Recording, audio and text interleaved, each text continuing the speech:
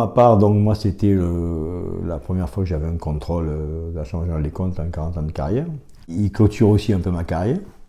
Je trouve énorme ou hallucinant, on peut employer le mot qu'on veut, la façon et la réponse de l'ancien directeur Émile Alfonso. Avec donc un satisfaction totale pour moi au niveau financier et opérationnel. Et je charge le nouveau directeur général de compenser ce que moi j'ai pas fait, c'est-à-dire de bien recruter, de bien structurer et de ne pas faire un peu trop de choses tout seul comme je l'ai fait. Moi, à un moment donné, je veux bien que tu me dises que ça fait 41 ans que tu es là et que si tu as fait quelques erreurs, bon, ben ça va, non. On parle pas de... On n'est pas dans une cour de récré où on fait des erreurs. Tu étais l'ancien directeur de... Ben, je m'adresse à lui, en fait, parce que je sais qu'il va la regarder. Tu étais, Émile Alfonso, l'ancien directeur des HLM, récemment chargé de mission jusqu'à fin décembre 2019. Mais quand tu m'as reçu dans ton bureau, tu m'as sorti l'argument de la transparence. Moi, je t'ai écouté, comme je pense des milliers de personnes qui sont passées aux HLM qui t'ont écouté.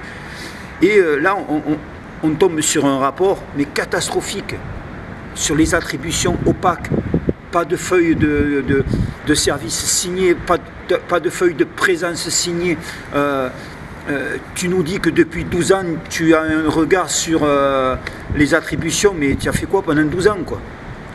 Je ne l'ai pas fait, mais j'ai laissé les moyens financiers pour le faire. La Chambre a relevé quand même donc quelques dysfonctionnements qui me sont reprochés. Voilà, donc effectivement, secteur très tendu, secteur sensible, donc entre la livraison de logements neufs et les logements qui se libèrent, on fait grosso modo à peu près 300 attributions de logements par an, qui, si nous rapportons à 2000 logements, vous imaginez la pression qui peut exister sur ceux qui gèrent donc les attributions. Je veux dire, c'est énorme. Tu fais travailler, Émile, sans déconner, j'en rigole parce que ça me fait rire. Tu travailles avec la société où ton fils il est co-gérant, quoi.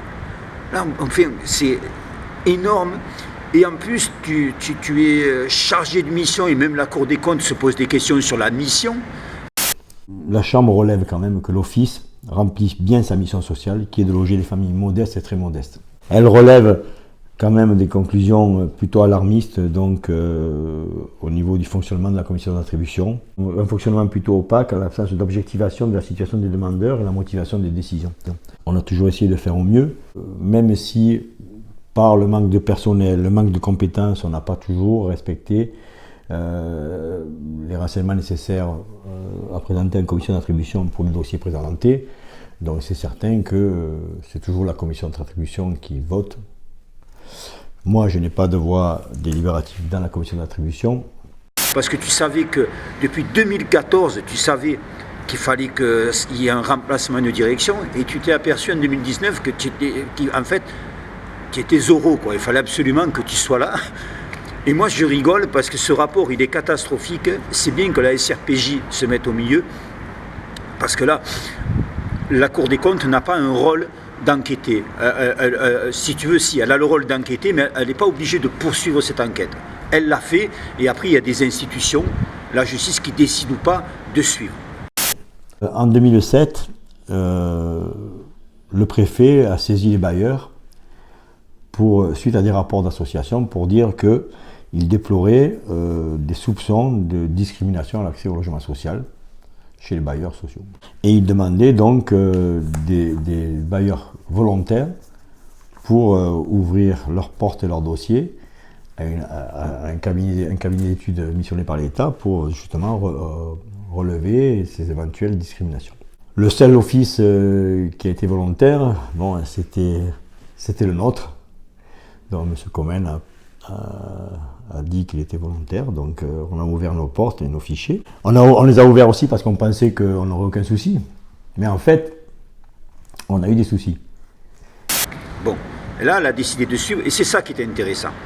Et c'est pour ça que là, il y a une com hallucinante sur M. Émile Alfonso, qui fait Midi Libre, qui fait des articles, qui fait répondre l'administration des HLM, qui répond lui.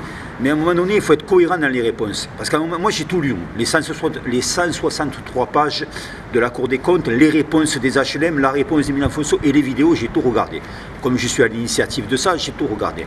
Il y a de la contradiction dans ce que vous dites, M. Milan-Fonso. À un moment donné, vous dites que vous payez bien vos employés parce qu'ils sont compétents.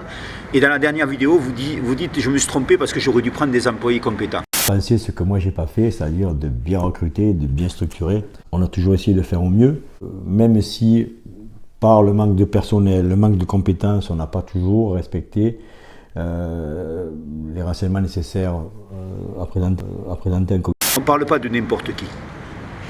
On parle du premier adjoint de la ville. On parle du vice-président de l'agglomération. On parle de François Comène, maire de la ville, président de l'agglomération, mais président des HLM. Il était censé venir 4 fois par an pour des commissions. On attend toujours sa réponse, parce que ce qui est hallucinant aujourd'hui, c'est le silence de François Comène. Et oui, comme vous l'avez dit, professeur, nous recevons François Comène, monsieur le maire de Sète, monsieur le président de la communauté d'agglomération du bassin de Thau, monsieur le conseiller général, aussi monsieur le gynécologue et monsieur le PDG d'une polyclinique. Alors avec tous ces titres, ne soyez pas jaloux, professeur. Oui, voilà.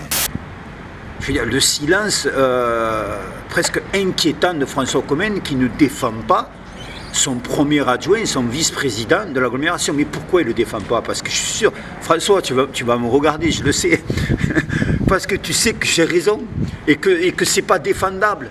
Tu ne peux pas défendre ça, ce n'est pas défendable. À un moment donné, il a joué, il a perdu, parce qu'on en est là en fait.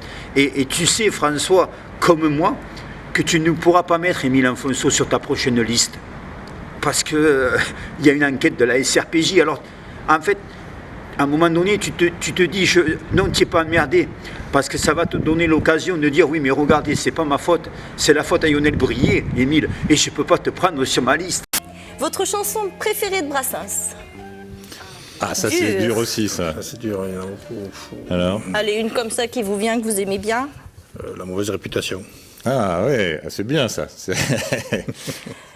En fait, tu es content, hein, et tu me serreras la main un jour et tu me diras merci Lionel.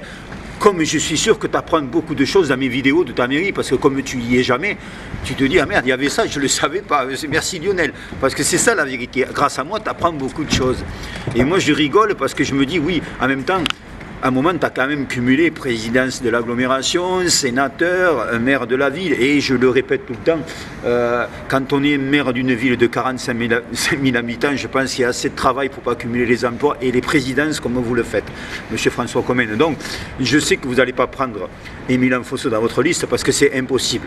Mais là, il va se passer un truc. Il y a un règne qui tombe là. Parce qu'il y a des enjeux. Parce que ce n'est pas que l'enjeu d'être élu, c'est que on perd tout un système là.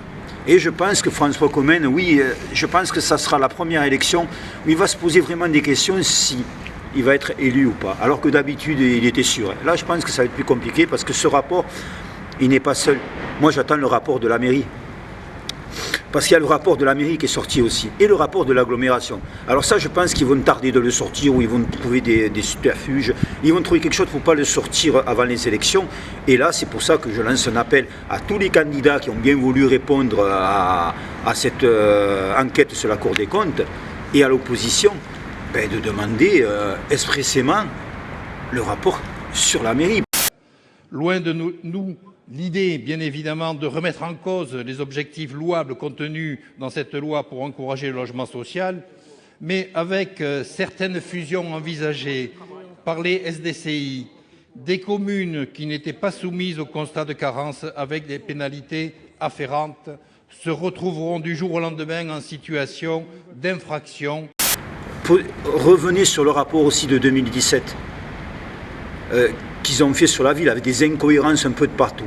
Et maintenant que vous avez pris la suite de l'enquête sur le rapport des HLM, revenez à 2017, regardez ce qui s'est passé, suivez le prochain rapport, je parle à la justice, là, sur la mairie de la Cour des comptes, il doit être aussi impressionnant, et sur l'agglomération.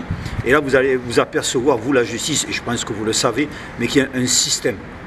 Et ce système, moi je suis pour qu'en 2020, il ne soit plus là et pour que François Comène, enfin, et je pense qu'un mandat ça va, mais 3 mandats, bonjour les dégâts, quoi. La parole est à François Comène pour le groupe Les Républicains.